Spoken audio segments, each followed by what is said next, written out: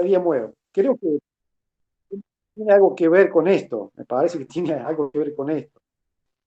Este, hay un pasaje conocido, no sé si se acuerdan ustedes del encuentro del Señor Jesús con el joven rico, ¿no es cierto? Él fue a preguntarle qué tenía que hacer para heredar la vida eterna. Entonces el Señor le preguntó por los mandamientos, por la ley, a ver cómo estaba él con la ley. Bueno, él le dijo, sí, yo he guardado la ley desde la niñez. Y bueno, ahí dice la escritura de que el Señor lo miró, lo amó, lo amó. A esto me parece que tenía que ver con las sanas intenciones que el joven rico tenía. Pero inmediatamente el Señor le pone las condiciones fundamentales que necesitaba él para verdaderamente tener la vida eterna. Entonces le pone una básica. Le dice, bueno, mira, todo lo que tenés, véndelo y dáselo a los pobres. Y después vení y seguime. Bueno, todos conocemos lo que pasó allí, que el joven se puso muy triste y se fue. Y bueno, ¿y por qué?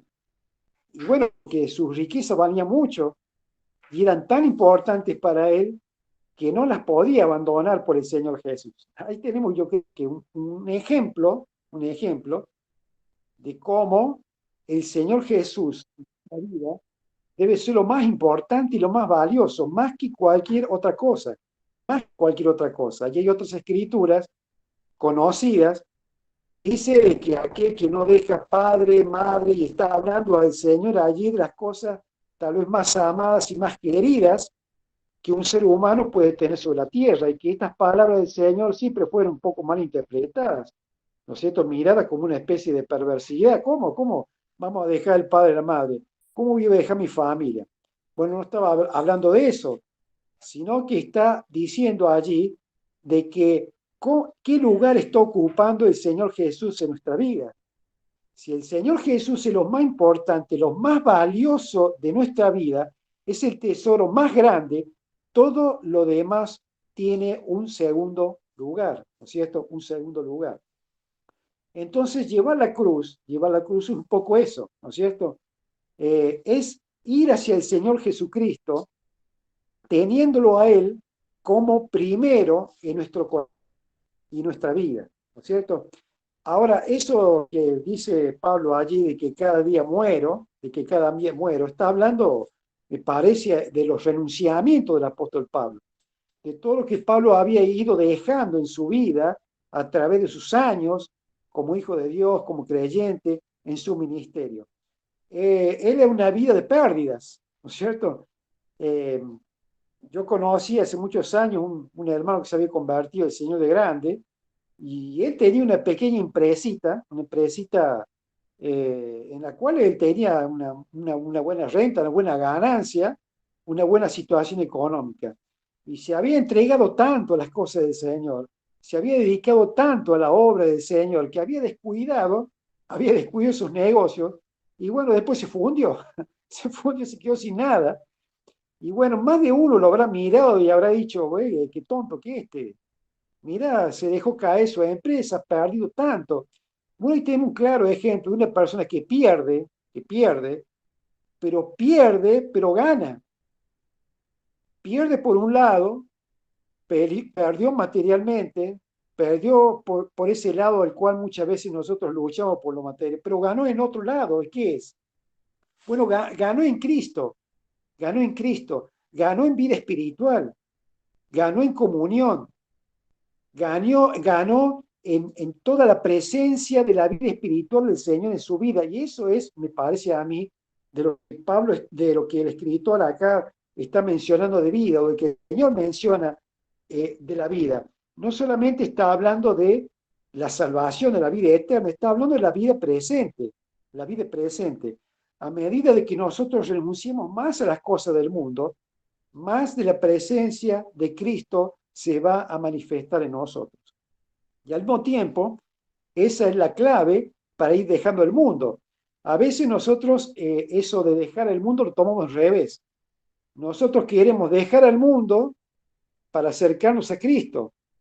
Y es al revés. Tenemos que acercarnos a Cristo y como consecuencia, como resultado, vamos a mirar atrás y vamos a ver que el efecto es que vamos a ir abandonando y dejando el mundo. Es decir, que dejar el mundo, abandonar el mundo, es algo que en realidad no está tanto en la voluntad nuestra, sino en el deseo de estar cada día más cerca del Señor e identificarnos con Él. Porque esto de llevar la cruz nos está hablando acá de una clara identificación con el Señor Jesús.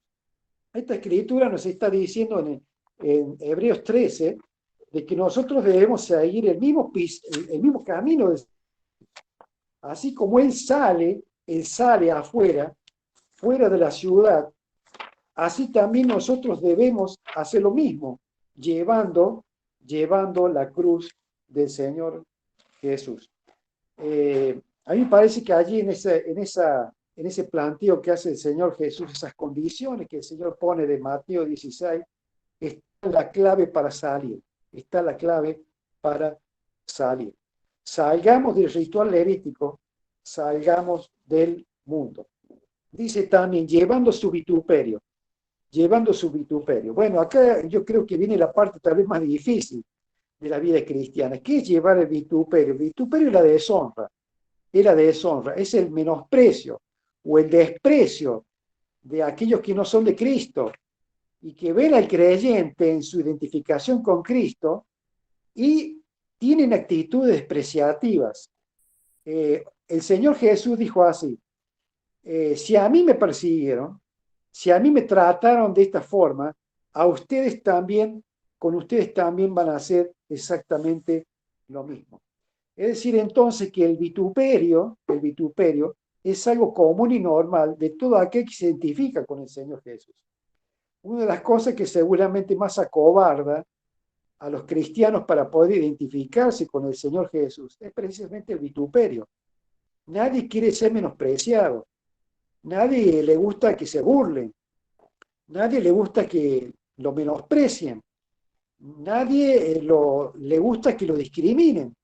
Pero eso es parte precisamente del precio que ocurre con todos aquellos que se identifican con el Señor Jesucristo y en ellos se puede ver claramente una separación, un alejamiento, un apartamiento de las cosas y de las costumbres de este mundo.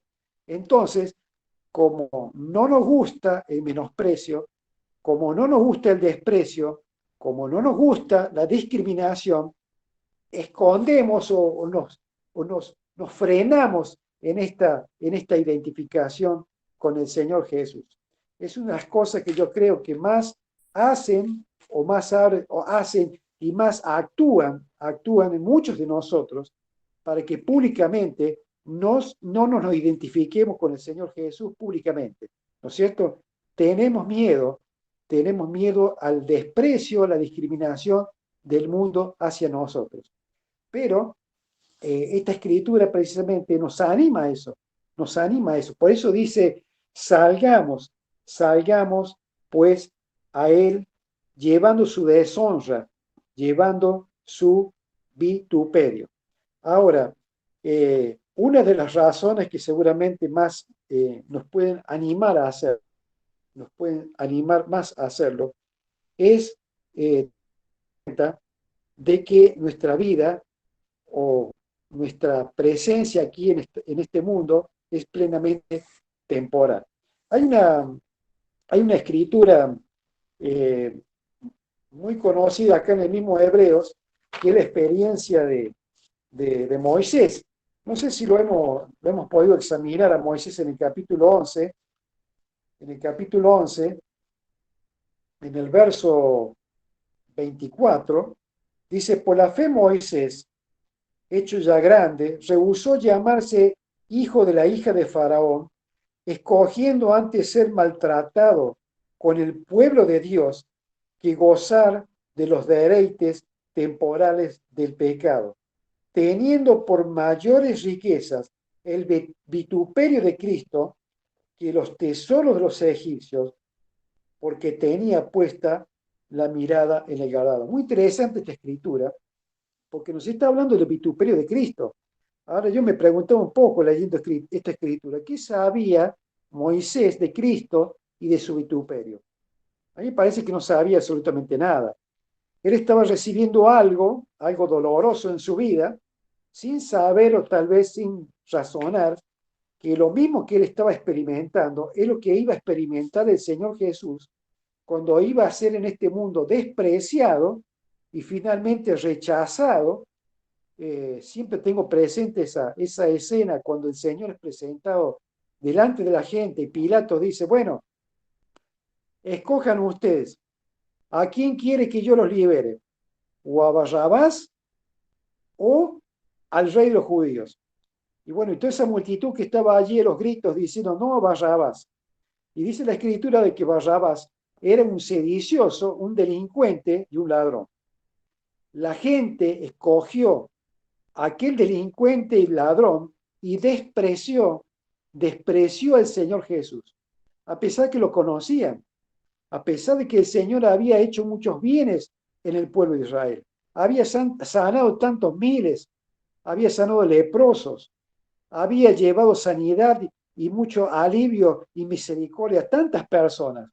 Pero aún así, con todo, cuando tuvieron que decidir a quién escoger, ellos escogieron a Barrabás y despreciaron al Señor Jesús. Ese es el vituperio, esa es la deshonra que recibió el Señor Jesucristo. Y nosotros tenemos que estar dispuestos a recibirlo también, aún haciendo bienes, aún en una actitud de justicia y misericordia a los demás. Debemos estar dispuestos a recibir aún injusticias. Y si lo hacemos, tenemos que pensar esto. Esto es precisamente la deshonra y el vituperio que recibió el Señor Jesús. Es interesante lo de Moisés, porque Moisés fue criado de niño en un palacio, es decir, llevaba una vida cómoda, llevaba una vida rodeada de privilegios, pero en un determinado momento de su vida tuvo que tomar una decisión, porque él sabía que no era egipcio, él era hebreo. Y él miraba por la ventana de su palacio y veía a su pueblo, los hebreos, cómo estaban sufriendo, ya que eran esclavos de los egipcios. Y él tomó una decisión. ¿Y qué decisión tomó? Bueno, él decidió identificarse con su pueblo. Y bueno, tuvo que pagar el precio. Y el precio significó que él tuvo que salir del country donde vivía para irse, ¿no es cierto?, a vivir en una villa de emergencia, porque ese era un poco el gran cambio de vivir en un palacio, de estar identificado con el faraón, la hija del faraón, su familia, lleno de privilegios y comodidades. Él escoge lo contrario, él escoge lo contrario, pero no escoge en realidad lo contrario porque era lindo aquello, porque no era nada agradable, sino que él miraba un poquito más allá. Dice aquí la escritura, miraba el galardón. Es decir, que él estaba mirando más allá, tenía una mirada puesta en lo que Dios iba a darle a manera de recompensa. Esa debe ser para nosotros también uno de los grandes alientos y grandes fortalezas para animarlos a salir, para animarlos a identificarlos como creyentes. Si tenemos que recibir el vituperio, la deshonra de Cristo, no nos tenemos que avergonzar, sino que tenemos que decir, bueno, esto demuestra claramente que entonces que yo soy un discípulo del Señor Jesucristo, porque estoy recibiendo exactamente lo mismo que recibió el Señor cuando fue despreciado, ¿no es cierto? Cuando fue despreciado. Ahora, como dije recién, siguiendo esta escritura, ¿no es cierto? Salgamos pues a él, verso 13, fuera del campamento llevando su vituperio, porque no tenemos aquí ciudad permanente, sino que buscamos la porvenir. Otras de las razones que nos tienen que animar a poder salir del mundo, identificarnos con el Señor Jesús, llevar su cruz. ¿Cuál es la razón? Bueno, una de las razones tan poderosas es que nuestra vida terrenal es completamente transitoria.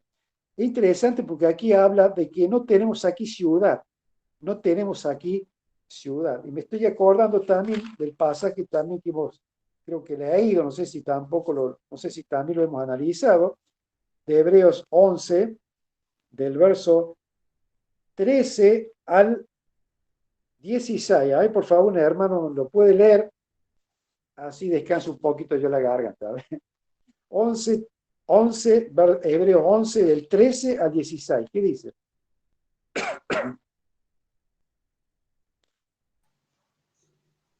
Conforme a la fe, murieron todos estos sin haber recibido lo prometido, sino mirándolo de lejos y creyéndolo y saludándolo, y confesando que eran extranjeros y peregrinos sobre la tierra.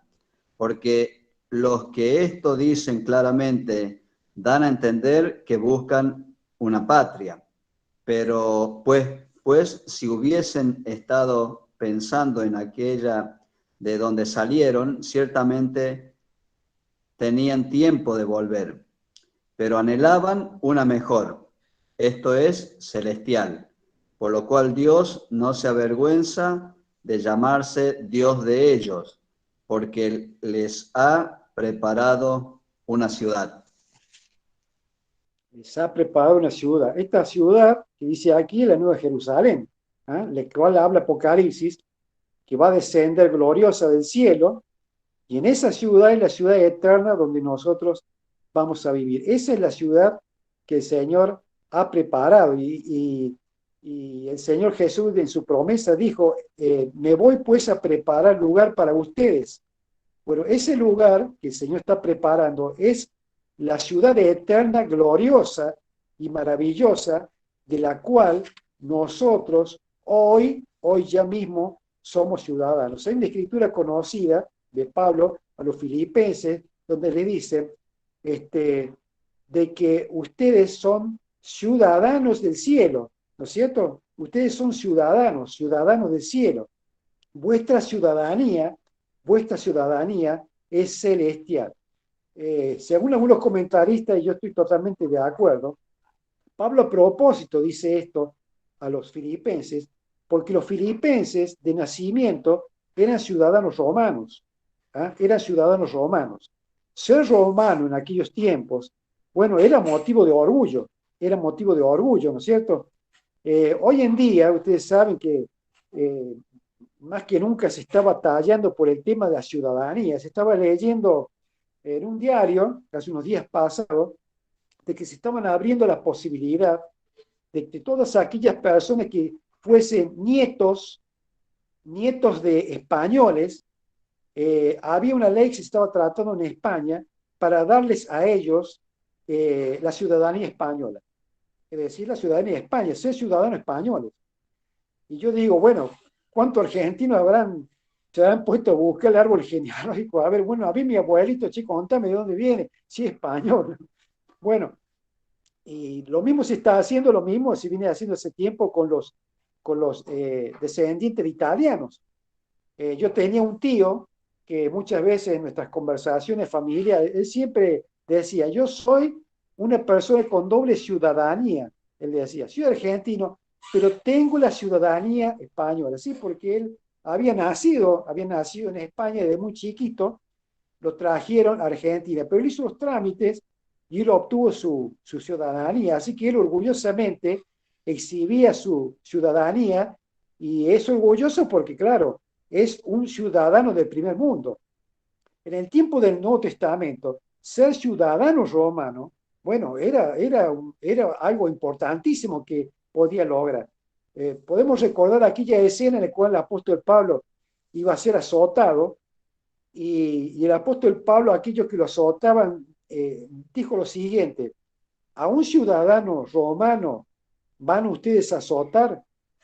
Entonces, claro, cuando el encargado escuchó eso, dice que tuvo mucho temor. Fue a interrogarlo al apóstol Pablo y le dijo, ¿es cierto de que vos sos ciudadano romano? Porque yo he obtenido la ciudadanía romana a un alto precio. Es decir, había pagado con muchísimo dinero esta ciudadanía. Y Pablo dice, pero yo lo soy de nacimiento. Upa. Inmediatamente allí suspendió todos los latigazos porque tuvo mucho miedo de poder azotar a un ciudadano legítimo de Roma. Ser ciudadano romano era un motivo de alto honor, como hoy es ser, ¿no es cierto?, ciudadano de los países del primer mundo. ¿Quién no decía no quiere tener la ciudadanía del primer mundo? ¿Cuántos miles y millones de inmigrantes? Hoy estamos viendo un problema de migración tremendo en Europa, gente que viene de África, de Asia, que están atravesando las fronteras a pie en naves improvisadas y que aún pierden su vida para poder llegar al primer mundo. Están huyendo de la pobreza, de la miseria, pero su sueño es entrar al primer mundo.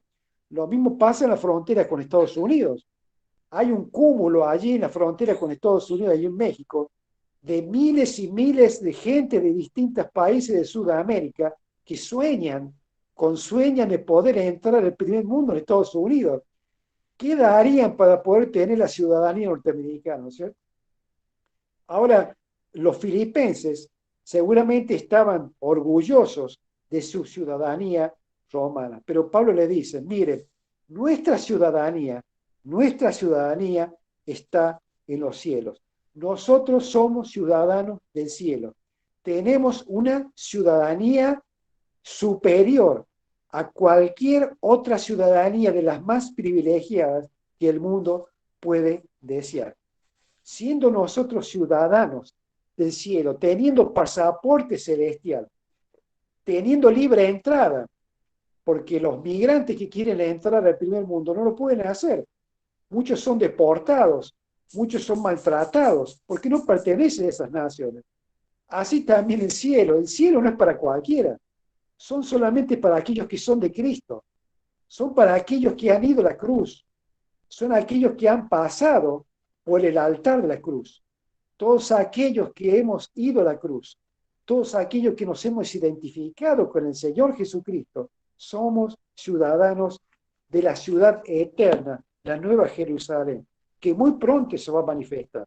Debemos sentir entonces nosotros realmente tanto orgullo y tantos deseos de que muy pronto nosotros podemos entrar a aquella ciudad eterna. Esto es lo que menciona Hebreos que hemos leído recién, que aquellos antiguos, ¿no es cierto?, buscaban una patria mejor, esto es celestial, es decir, que aquellos lugares donde ellos vagaban, aquellas ciudades donde ellos entraban, nada de esto les satisfacía. Ellos buscaban algo mejor y superior. Esto es celestial. Esta es la ciudad que nosotros aspiramos y esta es la ciudad a la cual nosotros vamos a entrar libremente sin ningún impedimento. Porque no tenemos aquí una ciudad permanente, dice, sino que buscamos la por venir. Tenemos que tener, yo creo que una clara conciencia de que todo lo que aquí tenemos, hermanos, en la tierra, sea nuestras casas, sea nuestras propiedades por las cuales tantos hemos trabajado seguramente, con mucho sacrificio, todo esto totalmente transitorio, todo esto totalmente pasajero. Somos, yo diría, turistas, somos turistas en este mundo. Pronto va a venir las vacaciones, ¿no es cierto? Aquellos que hemos sido turistas y nos hemos tenido que trasladar a otra ciudad, hemos llegado ahí con las valijas, pero plenamente conscientes que vamos a ir por unos días. Estamos ahí por unos días, llegamos con las valijitas, estamos allí, descansamos, paseamos, miramos, qué lindo esto, pero sabemos que no somos de allí, sabemos que no pertenecemos allí, que vamos a quedarnos allí por un tiempito, unos días, pero después nos vamos, porque nuestra ciudadanía, hermanos, nuestra ciudadanía es celestial. El verso 15, bueno, y yo creo que lo vamos a dejar para desarrollarlo mejor el viernes que viene, además que lo toque. Así que ofrezcamos siempre a Dios, por medio de Él, sacrificio de alabanza, es decir, fruto de labios que confiesan su nombre. Luego de esta meditación, cada vez que hablamos de la obra de Cristo, cada vez que hablamos de todo lo que el Señor ha hecho por nosotros, cada vez que hablamos y meditamos sobre todos estos privilegios inmerecidos que nosotros como creyentes ahora tenemos, esto inmediatamente produce una alabanza, ¿no es cierto? Produce adoración, produce esa expresión espontánea y natural de todo creyente, porque el Señor busca de nosotros alabanza, pero una alabanza sincera, no una alabanza fabricada, no una alabanza puramente dirigida, sino espontánea y natural que viene como consecuencia de un reconocimiento de las cosas grandes y maravillosas e inmerecidas que el Señor ha hecho por cada uno de nosotros. Yo simplemente dejo esto con relación a la alabanza. Hay una expresión o una definición muy sencilla que yo tengo con respecto a la alabanza, que es hablar bien de alguien. Alabar es hablar bien de alguien. Nosotros vivimos o estamos rodeados de muchísimos tipos y variadas alabanzas. Cuando abrimos los diarios y leemos las revistas, vamos a ver una cantidad enorme de alabanzas de hombres dirigidos a hombres, artistas, ya sean deportistas, ya sean escritores, ya sean políticos. Qué genio, qué persona maravillosa, qué grande es este, qué grande Messi, qué gambeta que hizo, qué genio, qué grande. Alabanzas, alabanzas. Hablamos muy bien de personas hacia otras personas. Nosotros tenemos que hablar muy bien de nuestro Señor Jesús. Esa es la alabanza que Dios está esperando de nosotros. Una alabanza en un reconocimiento sincero de quién es y qué significa el Señor en su valor para nuestra vida espiritual. Que el Señor nos bendiga. No sé si hay un comentario especial con respecto a esto que hemos leído. Alguien que quiera expresar algo más o comentar algo más, algo para agregar, lo podemos hacer libremente. Muchas gracias. Muchas gracias, hermano.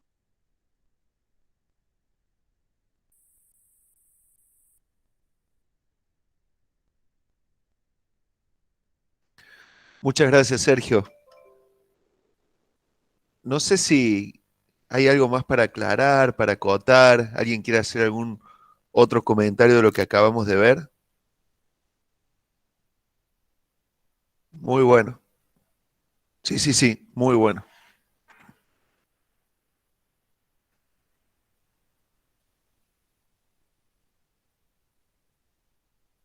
Bueno, si no acotamos nada más a esto, eh, dejamos para el viernes que viene el resto de los versículos, ¿sí? Sí tenemos algunas cosas a tener en cuenta para este fin de semana que está comenzando, ¿no?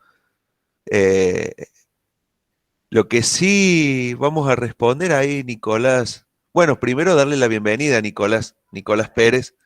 eh, Se presentó él solo, ninguno que lo invitó lo presentó, se tuvo que presentar solo, así que bienvenido.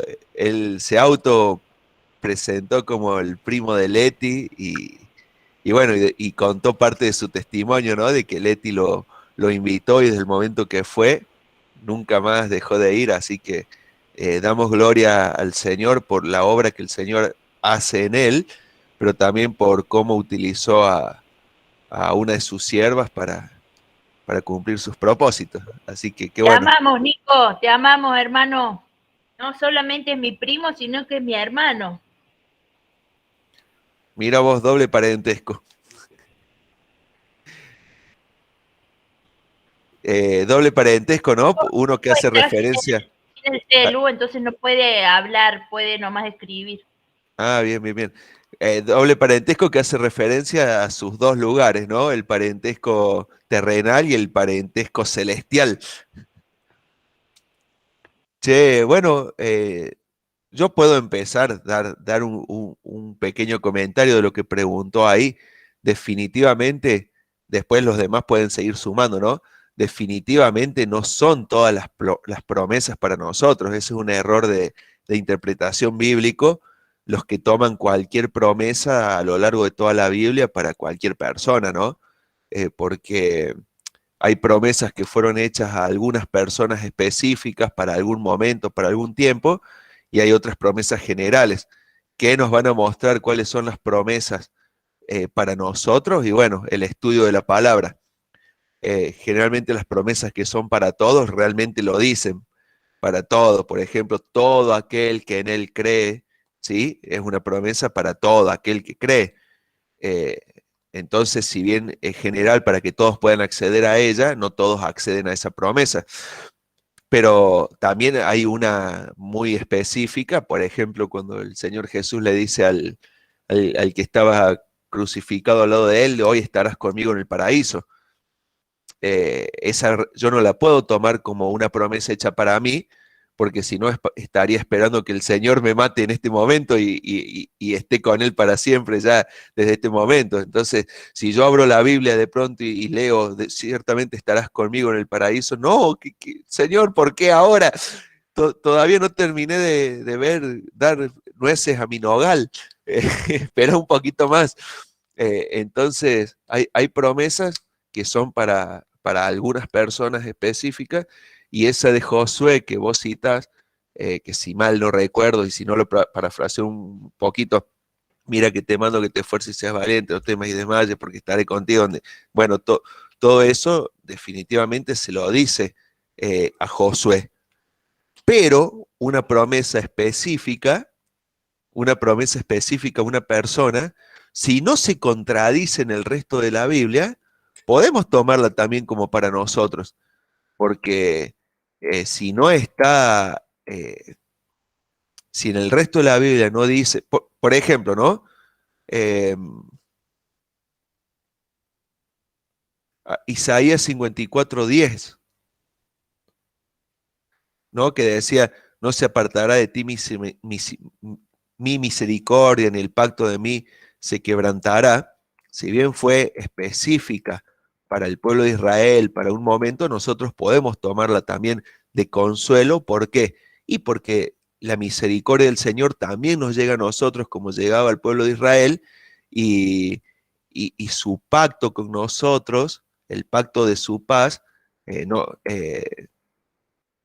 sigue ahora vigente. Entonces, eh, son tres tipos de promesas, ¿no? Que acabo de mencionar. Las que son generales para todos, las que son específicas para algunos y las que podemos tomar como propias porque no están contradichas en el resto de la Biblia. No sé si en parte respondo a la pregunta. Puedo citar una promesa muy citada por muchos creyentes. Sí, sí, por favor. Cree en el Señor Jesucristo y serás salvo tú Claro. y tu casa. ¿Qué tal? ¿Es una promesa para todos o fue una promesa específica para el carcelero? Es la gran pregunta. Por lo general siempre se la toma una promesa para todos. Mira, te convertiste vos, mira, se va a convertir toda tu familia. ¿Eh? ¿Será así? Esa es la típica, ¿no? Promesa específica. Entonces muchos le llaman mentiroso al Señor porque, claro, se termina convirtiendo uno y el resto no, y hay muchas familias que tristemente hay dentro de esas familias personas inconversas, y no es porque no tuvieron fe o porque el Señor no cumple su promesa, sino que fue una promesa específica hecha a una persona en un momento, y que si leemos el contexto de ese pasaje, en realidad está hablando de la vida del carcelero, que iba a ser salvo del asesinato por no cumplir su trabajo, ¿no? Que iba a ser salvo para vida eterna. Eh, si bien iban implícitas las dos cosas juntas, ¿no? Eh, ¿queda más o menos explicada la pregunta?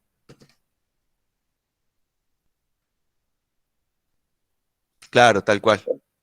Yo, perdón, yo la tomo, esa promesa puntualmente, me parece que la podemos tomar para nosotros. O sea, eh, si, porque dice, yo te pido que te esfuerces, que seas fuerte y seas valiente, que no te desanimes ni tengas miedo, porque yo soy tu Dios y te ayudaré donde quiera que vayas. Eh, yo creo que si nos aferramos a la palabra, que es lo que dice ahí, o sea, que si nos aferramos a Dios, Él nos ayudará. Eh, es una promesa que la podemos tomar para nosotros. Sí, Ale, tal cual. ¿Por qué? Porque es una promesa que se basa en los principios de Ahí Dios va, ahí va. y se basa en lo que es el mismo y Él no cambia, que es lo que estudiábamos, ¿no? Acá en Hebreos, que es el mismo Eh, ayer, eh, hoy y siempre.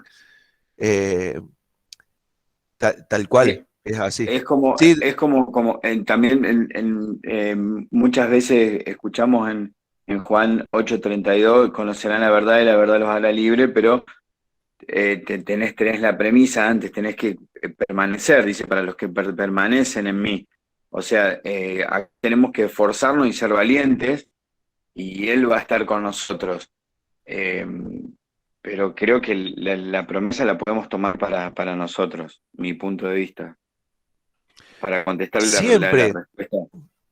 es así, siempre que no contradiga la palabra del Señor. Por ejemplo, volvamos a la que planteó Sergio recién. Cree en el Señor Jesucristo y serás salvo, tú y tu casa. ¿Sí? Si nosotros tomamos eh, con literal lo que está diciendo ahí, que si nosotros creemos en el Señor Jesucristo, nuestra casa, o sea, nuestra familia es salva, ¿no?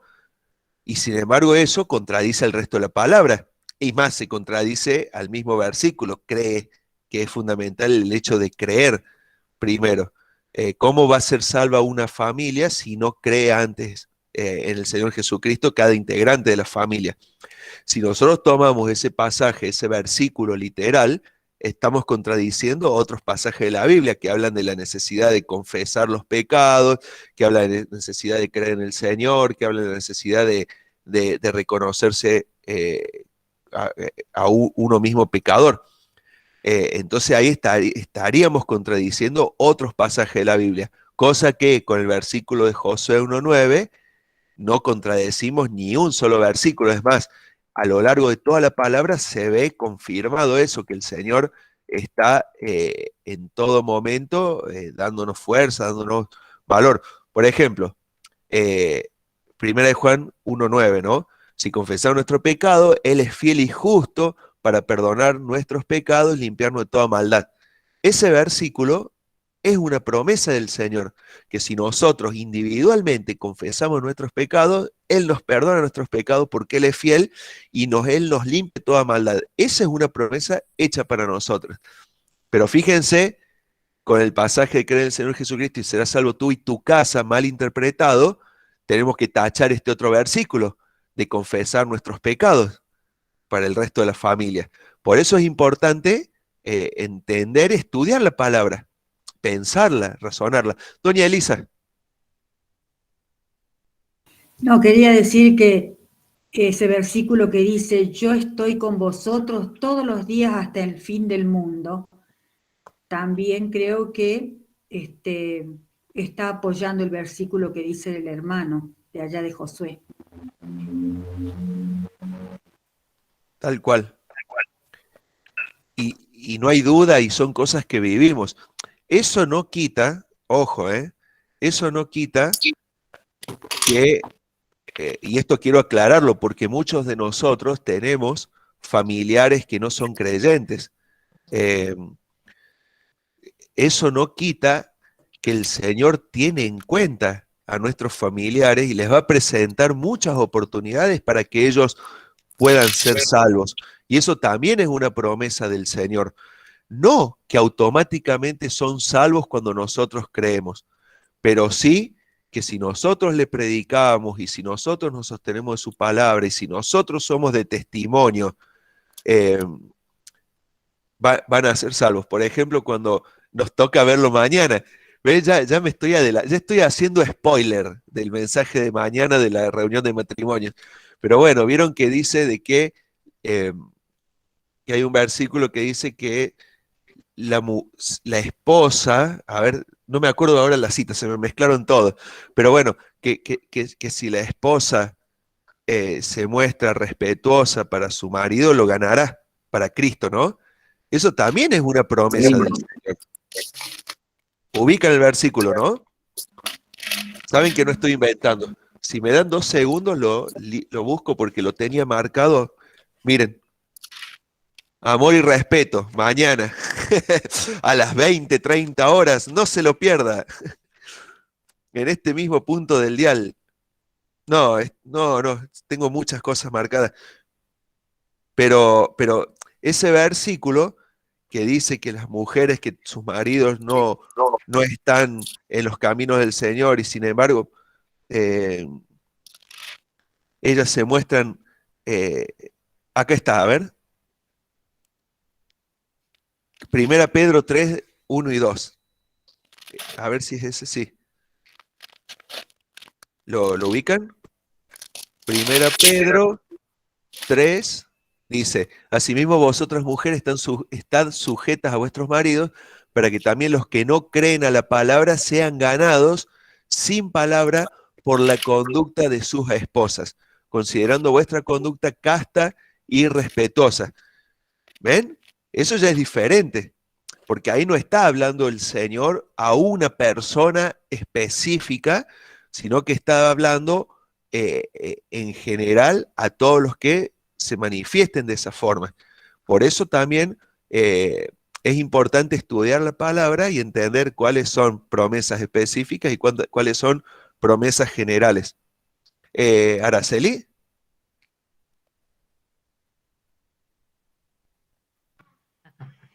Quería leer el pasaje ese que dice de Hechos 16, 30, porque el problema es que muchas veces se saca de contexto en los pasajes bíblicos. Cuando se dice tú y tu casa serán salvos, lo que está especificando ahí, porque le pregunta el carcelero, dice, y sacándolos les dijo, señores, ¿qué debo hacer para ser salvo?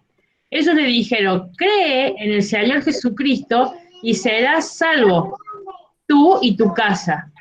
Y después sigue diciendo, y le hablaron la palabra del Señor a él y a todos los que estaban en su casa. También hace hincapié, lo que yo interpreto de este versículo es que es el hombre, cabeza de hogar, el que tiene que llevar y guiar como sacerdote a su familia. Porque le dice, cree tú y tu casa serán salvos. Y dice que les predicaron, les enseñaron la palabra, no solamente a este carcelero, sino que a toda su familia. Entonces muchas veces se saca de contexto ese versículo sin ver la responsabilidad que le estaba dando a este hombre como sacerdote de su hogar.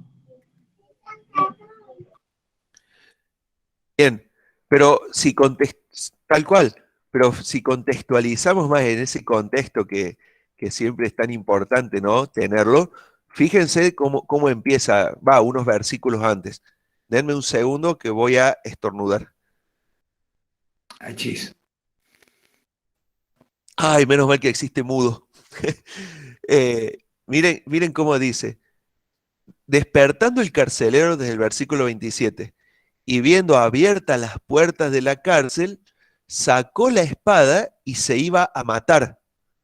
Se iba a quitar la vida, se iba a autosuicidar, pensando que los presos habían huido. Claro, todos habían huido y él se iba a matar. ¿Vieron cómo se mataban los soldados, no? Eso se lo ve en las películas o en los libros que narran. Ponían la espada contra el piso y se tiraban arriba de la espada y morían ahí atravesados.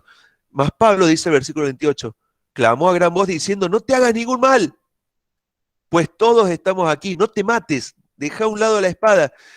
Y claro, ¿qué pasaba cuando había una situación así, un problema así? Fíjense, eso está redactado en todos los libros de historia de la época. Mataban al soldado que fallaba y mataban a la familia del soldado que fallaba. Fíjense, hay escritos no bíblicos que cuentan el terror y el miedo de los soldados que custodiaron la tumba de Cristo y de la familia, cómo tuvieron que huir con su familia y ser protegidos porque eran perseguidos, o sea, eran matados ellos y su familia. Entonces el versículo 29, Él entonces, pidiendo luz, se precipitó adentro y temblando, se postró a los pies de Pablo y de Silas, y sacándolos les dijo: ¿qué debo hacer para ser salvo? O sea, ¿qué tengo que hacer para que no me maten? Para que no pase lo que me tiene que pasar. Y ellos le dijeron: cree en el Señor Jesucristo y serás salvo tú y tu casa. Ven que el contexto está mostrando esta situación eh, de muerte inminente del carcelero y del temor por su familia también. Entonces le dice: pará, no temas, vos creés en Jesús, confía en Él, y vos vas a ser salvo, y tu familia también va a ser salva.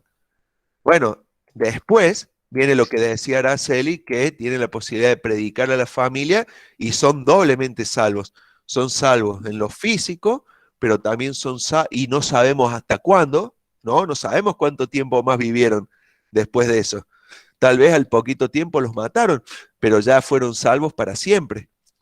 Por eso es importante siempre eso de analizar no solamente el versículo, sino el contexto, la historia, el momento, a la persona que le fue dicho y el por qué le fue dicho, ¿no? Y las palabras también.